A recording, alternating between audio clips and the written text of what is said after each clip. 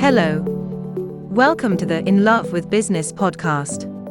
This miniseries is titled Chief Sustainability Heroes and is hosted by Professor Paolo Melina and Melina Corvalia-Shore from University College London, School of Management. Throughout this series, we will talk to sustainability leaders from different organizations and sectors to learn about their sustainability journeys. We will ask them about their career paths, the challenges they encountered in implementing complex strategies of sustainable transformation, and what inspired them along the way. We will also ask what advice they would offer to aspiring chief sustainability officers. Enjoy the episode. So in this episode, we have the pleasure of having with us Klaus Kunz, who is the VP ESG Strategy at Bayer. Klaus, it's a pleasure to have you with us. Thank you. Thank you so much. Thank Pleasure you. is mine. Welcome. So in this podcast, we try to understand the profession of chief sustainability officers and their role in organizations. So can you tell us a little bit about your background and your path to becoming an ESG strategy leader? Yeah, that's almost a philosophical question. How do you become a leader in ESG or in sustainability? And if you allow me that personal note, I go very far back. Because I think if you want to work in this space of sustainability and ESG, you need to be open to dream a bit bigger.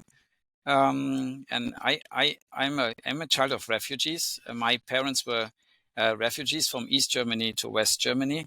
So basically, I was growing up in a family which was separated by a wall, and we had a dream. And that was really a dream. Today, people say my dream is to go on TV or whatever, but we had a dream, and the dream was that the wall could come down. And it was something which you could only imagine in a dream to really happen. It was so surreal or unrealistic to ever happen. And I was 17. I was old enough, and I'm forever grateful that I was old enough to fully embrace that my dream came true. And the wall came down. It was an unbelievable situation for my family. And I think it was making a lot with me, unbelievable positive things are possible. You don't know when it comes, but it may come. But when it comes, you need to be ready to go.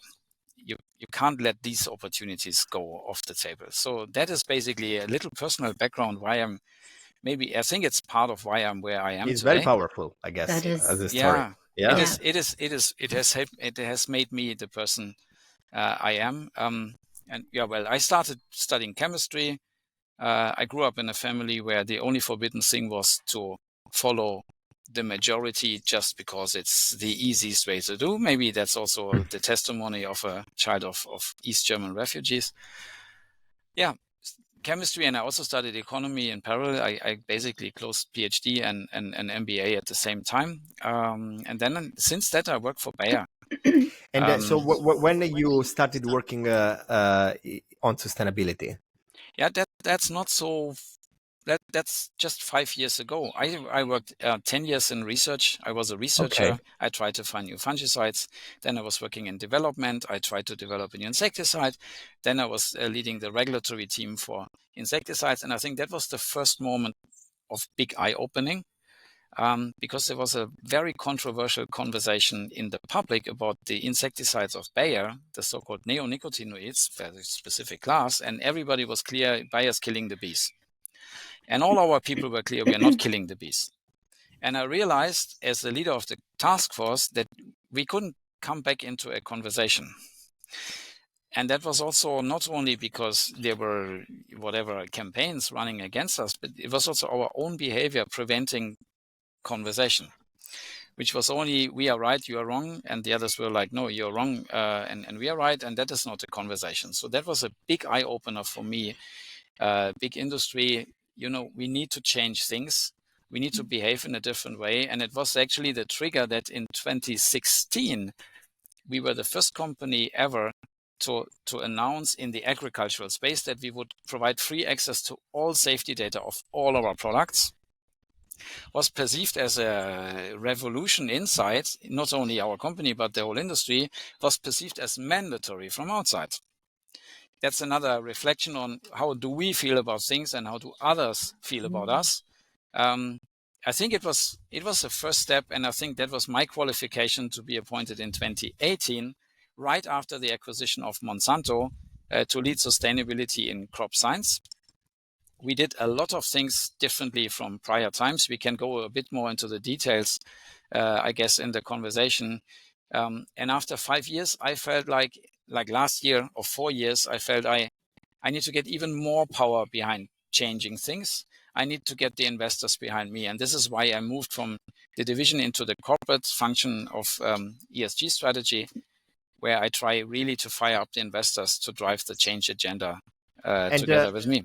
If I can interrupt you here for a second, but similarly to you, I've been working in this kind of field of sustainability for a while, and I kind of have this impression, this feeling that for the first time, this is becoming really real. In the last 5 years, momentum has been building, and I think there is now convergence from a variety of stakeholder groups, and investors is definitely one of them. So what is your experience of dealing with investors at this point? Yeah, you say convergence. That's interesting, because I thought there was a massive point of convergence in 2018-19, where, and that was, and I really kudos also to Greta Thunberg and others. They stimulated a movement, and this movement made big corporations and politicians move all together. So everybody made these big commitments in 18-19. Every company said we will become carbon neutral. Bayer said the same thing, and made other powerful commitments too.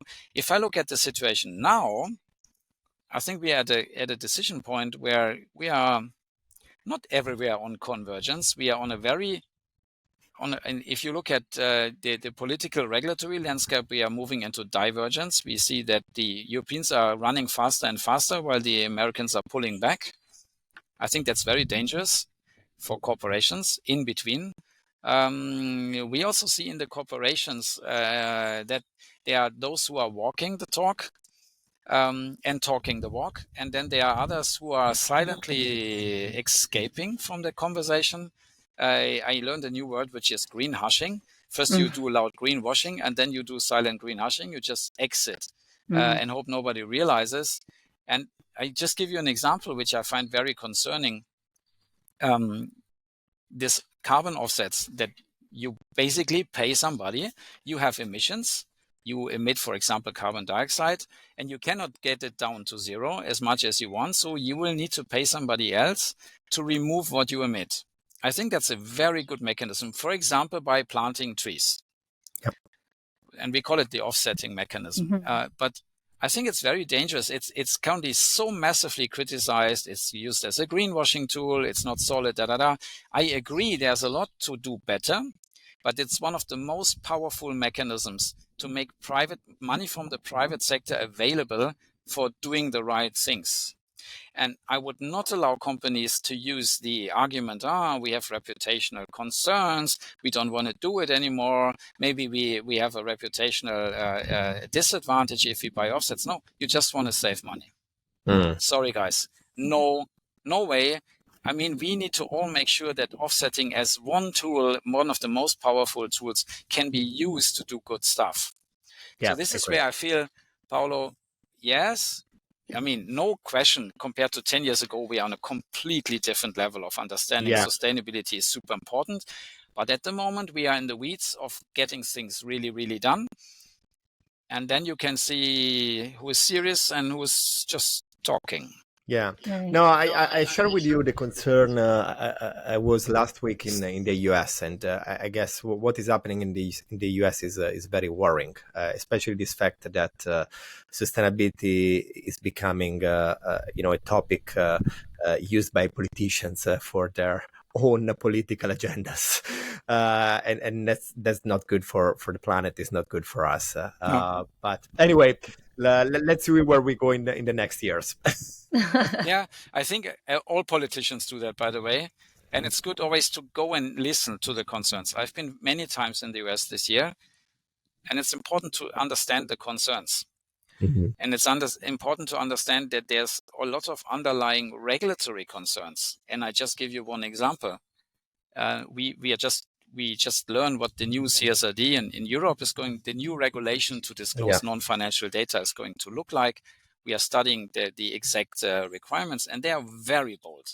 They are really very bold. And for example, they request us to report specific data like biodiversity, where as of today, we don't even know what to report.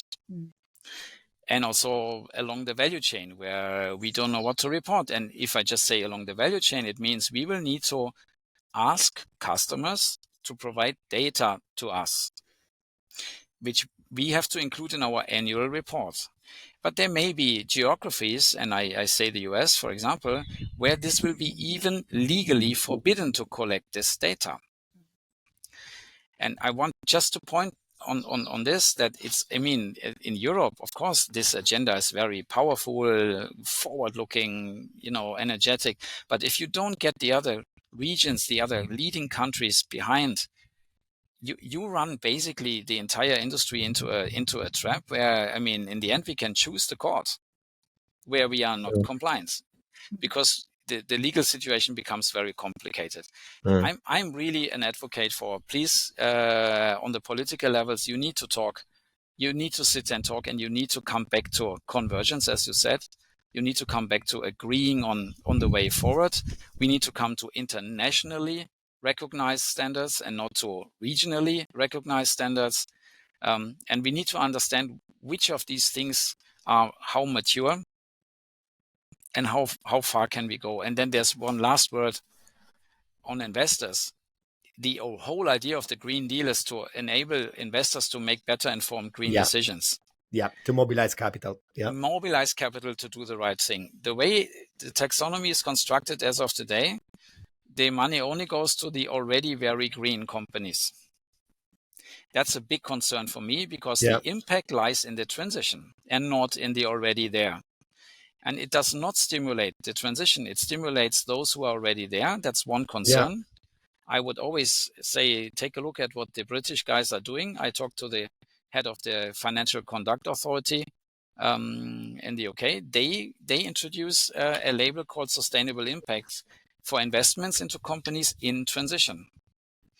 This is where the impact lies. I really agree. And I have a little concern here on the EU side, that basically the frame they are setting is not necessarily helping investors to stimulate impact. Plus, the data requirements that they put up will create an avalanche, a Mount Everest of data that companies will report. A Mount Everest of data. And how do you make decisions based on a Mount Everest of data? So the correct aggregation of the data into something meaningful, I think, is another challenge.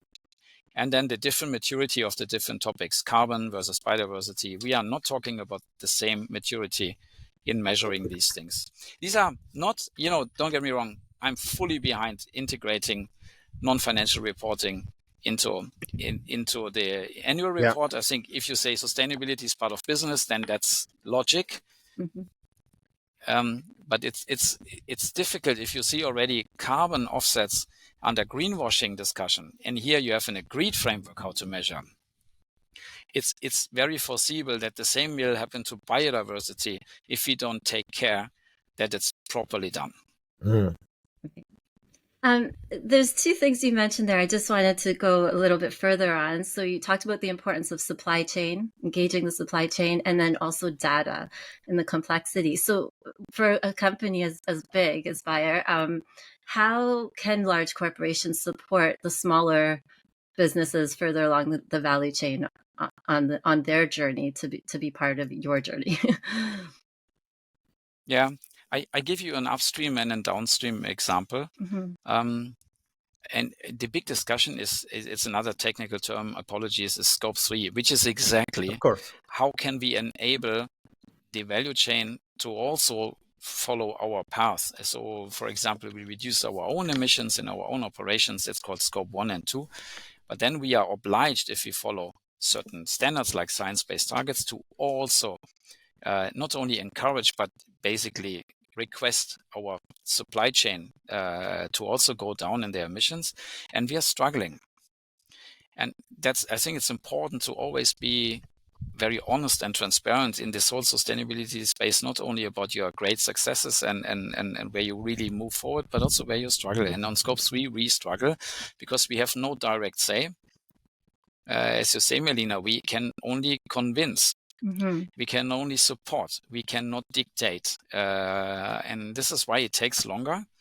But we are not giving up. We are basically increasing our efforts massively on Scope 3 so that we will achieve our target by 2030, which is at this point of time a 12.8 reduction of all emissions in our supply chain. Mm-hmm. It is just much more difficult than doing things in your own operations. Mm-hmm. So we will have to work through contracts. We will have to work through training, support, whatever we can do. That's the upstream. Okay. On the downstream, we have set ourselves an ambitious target already 5 years ago to reduce emissions on the fields of our growers by 30%. And this is challenging, and you will also again need to look into geographies. What is the right approach to this?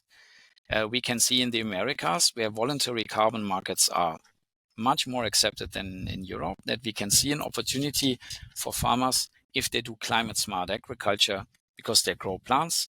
Plants can do carbon sequestration, put CO2 into the soil, that farmers could produce solid carbon credits. We are not yet fully there, but we have started the journey.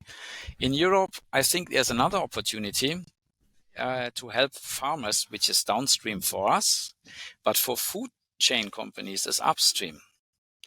So for the big Walmarts, Tesco's, Metros in Europe, the farmers are basically what is for us a chemical supplier. So these food chain companies will look at farmers as a Scope 3, and we want to help them to deliver against reduction targets. And this is, we call it the insetting.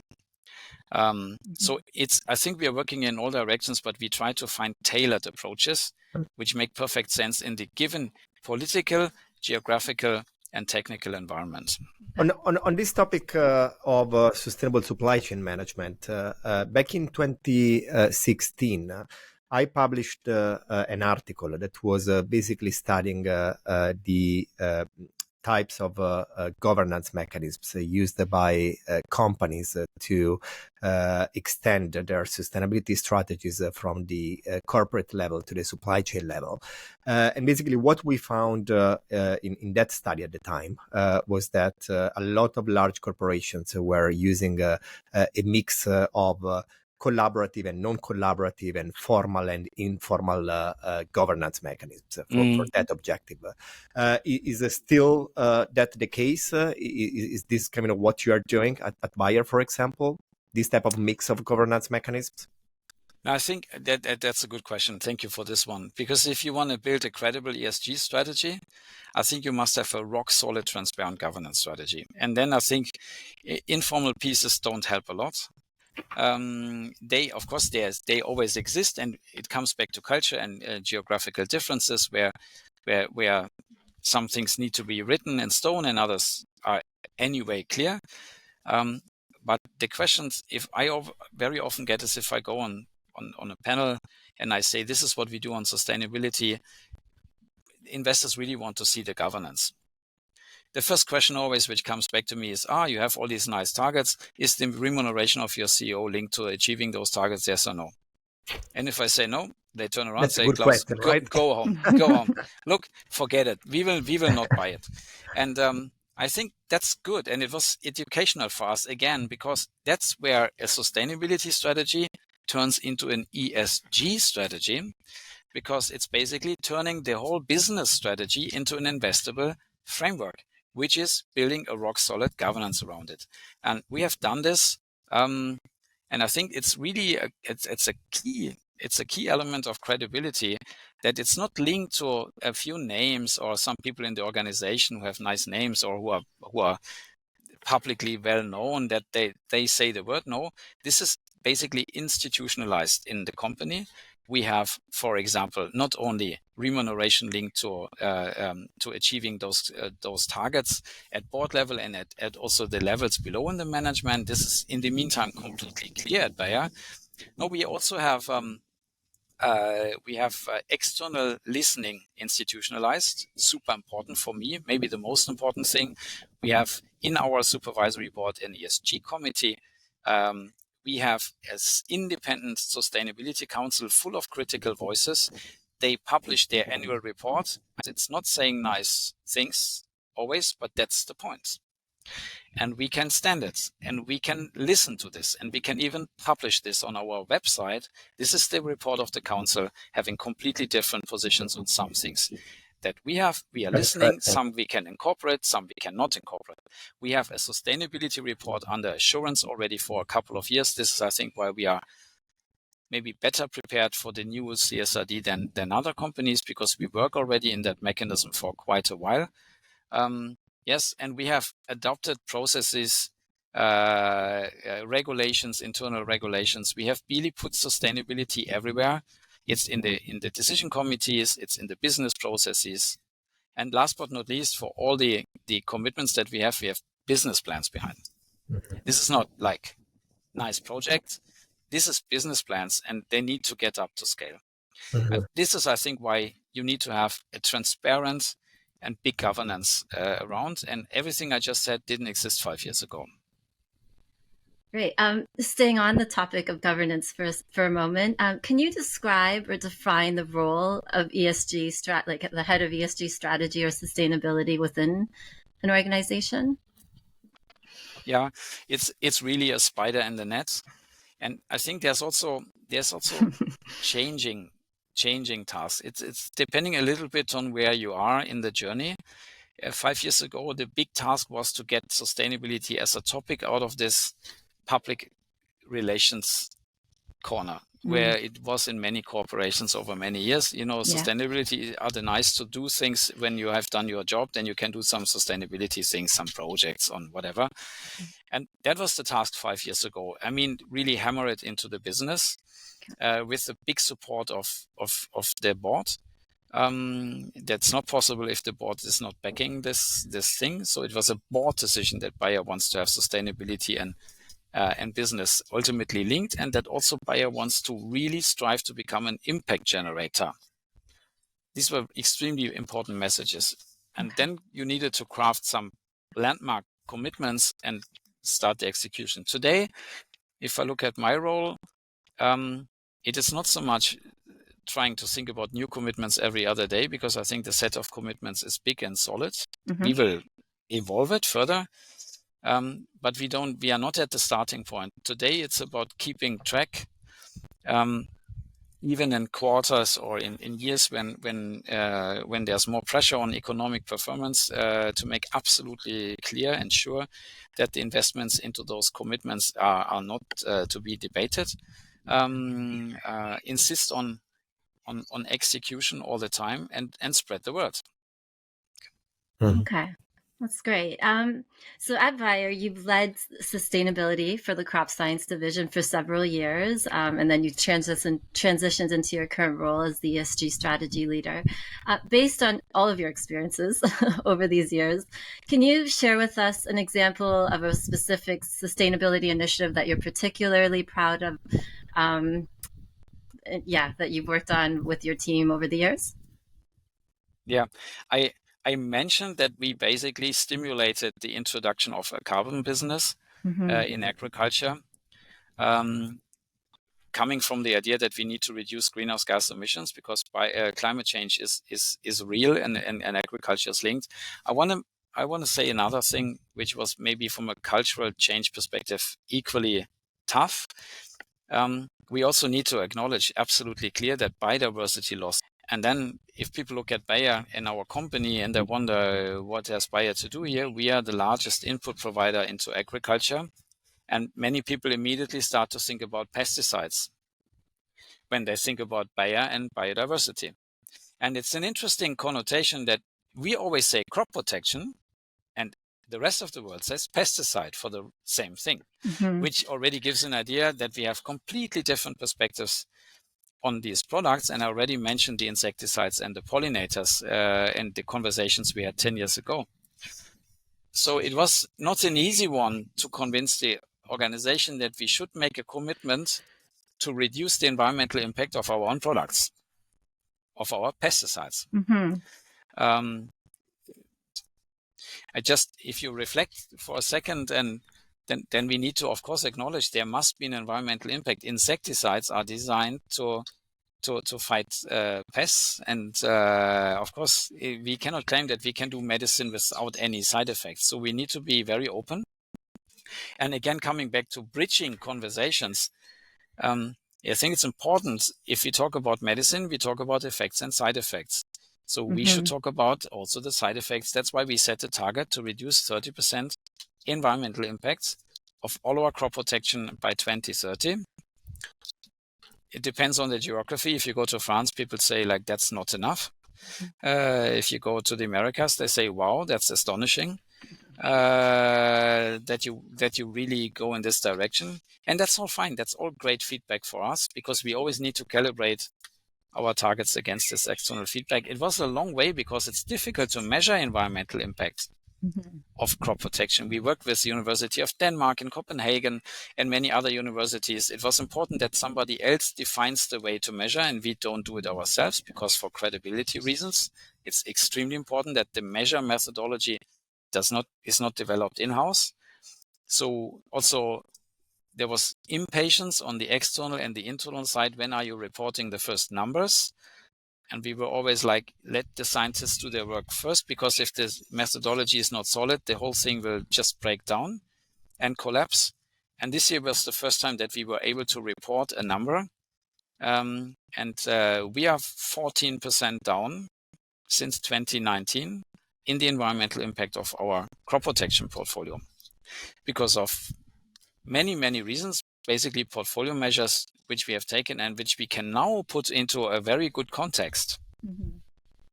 We do this because we want to do this, and not because others want us to do this. I think that's very important. And that's, by the way, for if you come on employees and what is stimulating employees, it's always a much better message if you do things because you can do things, rather than because you are enforced by others to do things. That is a big cultural shift. And so speaking of culture, so if I'm correct, Bayer is 160 years old. Is that right? Its history goes back 160 years.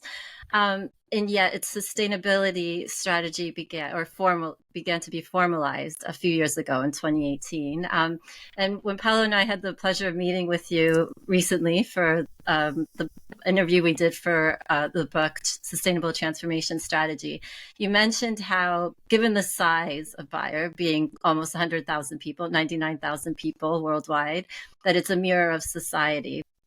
And as society's awareness has increased over the years, so has the organization. So can you tell us a little bit more about that cultural shift that you've seen over these recent years?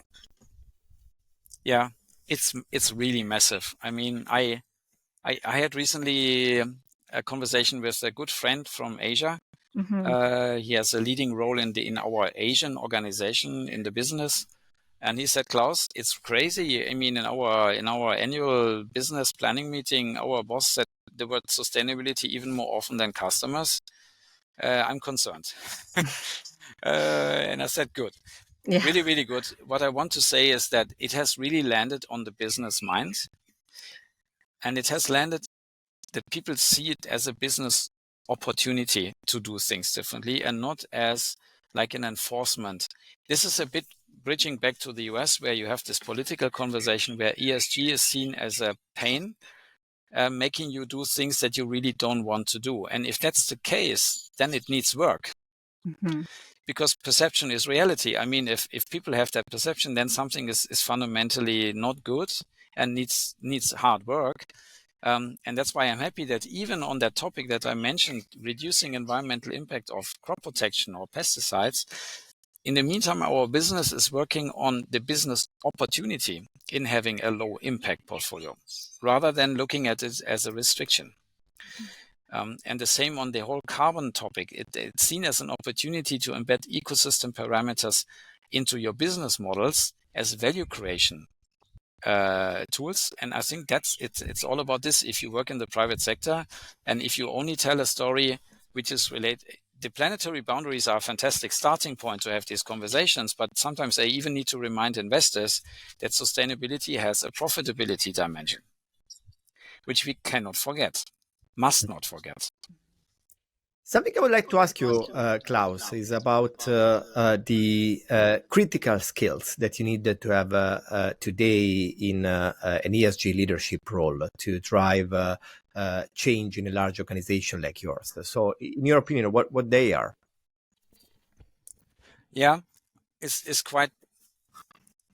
I don't know. I mean, I look at myself, and now I start to see where I'm maybe stronger and not so strong. I think working in ESG in general requires a specific skill set, which is a little bit unique because you need to be able to do what accounting people do in that ESG space and go really very deep into the weeds and figure things out in detail. That's one thing. And if you, for example, read the new European regulation, it's just, I saw the draft, 260 pages or something, and that's not an easy read, and the devil's in the detail, and you need to read basically sentence by sentence to understand what, and then you need to change your perspective, and you need to go on 10,000 meters high and need to understand what are the implications for my company or even for the whole industry, which is embedded in that sentence. Let's give an example. We had it last summer it's not in anymore, that we should report biodiversity along the value chain.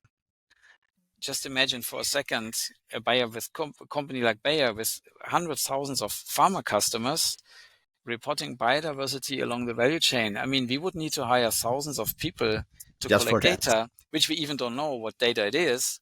And then also, I just imagine we would send people to the Midwest of the US and they would ask farmers, can you please give us your biodiversity data for Bayer's annual report? I mean, just understanding what are the implications of these things that you find on page maybe whatever, 185, paragraph 16b. That is, I think, a specific skill set because we are working in a very volatile environment. Regulations are changing every day. It's super dynamic. Regulatory environments are different from a geographic perspective. And always you go into different technical matters. Carbon is different from biodiversity. It's completely different from the social elements, which are also required to be reported.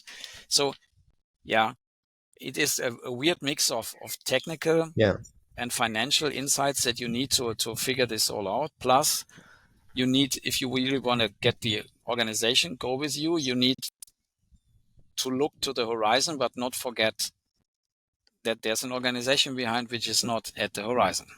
Yeah.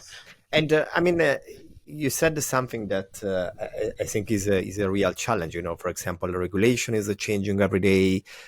We have also, new concepts and new ideas, new ESG providers. I mean, it's a very fast moving field. So as a ESG leader, how do you stay up to date with these trends and best practices? I think there's a if in a perfect world you use a mix of all the tools which are available, and I would say even AI is super important in the future to get faster on basically in control of all these new evolvements. My personal, to be very honest, my personal calibrator was go out and talk to as many people as possible in as many jurisdictions as possible, because that's even something that you cannot get from AI and other work on the desk. You need to talk and get personal insights into pain points of people. It was really a massive feeling I had after my first year in ESG in 2022, that I'm a little bit too European-minded, because I've been only talking in European conferences to European investors. You think that all investors love ESG. And then I went to the US a couple of times and I realized it's not the case. Is not, and then you start to wonder why. So, and then and we have not even talked about China as another very big player. We have not talked about India. So, I think you need to have a mix of a very solid information flow, but you need to go out and calibrate always what you think is true about a certain country against what you learn in the country, and you need to live with the ambiguity that you will never be. It's impossible to cover it all. It's impossible. So at least for my small brain, is absolutely impossible. So speaking of speaking with a lot of people, how do you engage employees along the way? So if there are employees who may not have sustainability or ESG in their own titles, how can they help drive a company's agenda forward? Yeah, and that's another very important question, because in the moment when you say sustainability is embedded in business, because we need to get it up to scale, the good news is that everybody working on products also works on sustainability. That's a very, very important message. And if you look into the, maybe even into the ESG and how ESG ratings are working, you know that, I mean, they are also driven by news and by perception, not only by pure science. Is another important message to employees is that perfect responsible behavior is foundational to be seen as a good ESG company. So 2 elements: contributing to products is important. Responsible behavior is super important, but these are sometimes not stimulating enough because they are too generic, and people want to say something all nice, but I want to have something for me, which I can do, which is specific to my site. And I think that's also very important that employees see that they can basically launch initiatives in their space, which may not necessarily may have a significant contribution to the overall top 10 or top 6 targets of the company that you can immediately see the effect. But this is basically a puzzle piece in the bigger puzzle, and it's equally important. And if it's missing, the puzzle is incomplete. Right. So it's a combination of contribution to the strategic targets, plus also the stories that the countries bring. And when they stimulate each other, and when they can learn from each other and see the examples, what have the colleagues done in the neighbor country, that's something for us as well. And then you can stimulate a movement which is coming bottom up, and which is super nice adding to the top down call. And of course, when you engage in these complex processes of sustainable transformation, you need to rethink governance and the operating model. So at the beginning, you were mentioning, the example of, for example, committees and task forces you have in the organization to drive change. Can you kind of explain where sustainability sits at Bayer? So this might be another philosophical question for you, but when you think about the challenges facing the world today, how important is it for companies to be engaging with sustainability? And are you optimistic about the future and the role that they can play? I have 3 kids and a grandchild. I must be optimistic. I must be optimistic. Yeah. The last 5 years for me are a mixture of optimism but also frustration, of course, because on the one hand, I see awareness is moving. You can even say that in the US, you have such a heated debate is also a sign that the topic has become serious. Even in the US, I would say the entire critical debate around ESG is just a sign that this has become serious now, while before it wasn't even considered as serious enough for a critical conversation. So I think we are on the right track, but we are not fast enough.